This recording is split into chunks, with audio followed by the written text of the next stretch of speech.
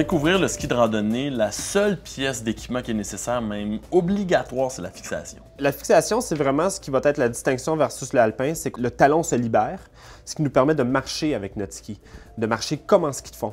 Donc, on fait notre ascension, on se rend au sommet de la montagne, de notre descente, on bloque le tout, puis on se retrouve en mode descente. Donc moi, comme skieur alpin, c'est sûr que ce qui a un look en partant de fixation de ski m'inspirait confiance. On a passé beaucoup d'heures dans le magasin, même à travers différents voyages. J'ai testé plusieurs fixations.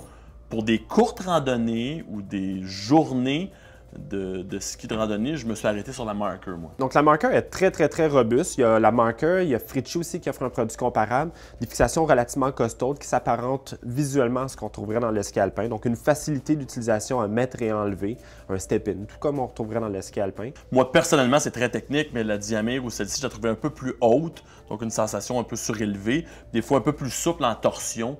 Peut-être, pour moi, j'ai jamais vu quelque chose de plus rigide à cause de mon background de ski, là.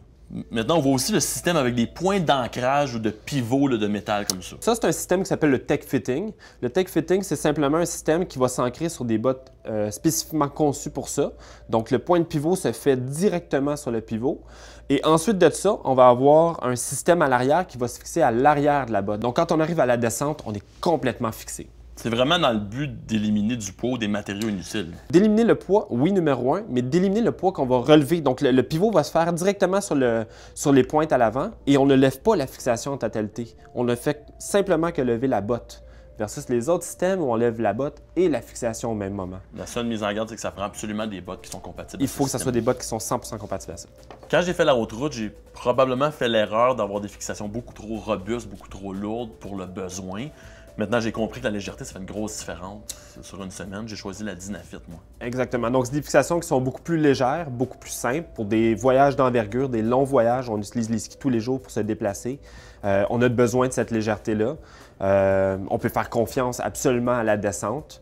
C'est des fixations qui donnent une robustesse comparable aux grosses fixations. Donc, souvent, c'est juste au niveau de la perception de l'expérience qu'on a qu'une grosse fixation est robuste. Elles ont finalement gagné ma confiance. J'ai skié de la neige extrêmement profonde, des terrains abrupts, des fois des conditions pas idéales. Ça tient le coup, c'est clair. C'est très robuste. Il y a même des skieurs qui font des sauts, tout ça, qui font confiance à ces fixations-là. Donc, malgré le fait qu'elles soient très petites, très légères, on peut vraiment avoir confiance pour l'aspect de descente de ces fixations-là. Maintenant, il y a combien de compagnies là, qui se sont intéressées ou qui continuent de le faire? Donc, du côté de la légèreté, on retrouve les fixations, donc les Dynafit, qui sont un leader dans cet univers-là, et la G3, qui vient se positionner entre les fixations un petit peu plus costaudes, au niveau esthétique du moins, et les fixations ultra simples, ultra légères, Dynafit.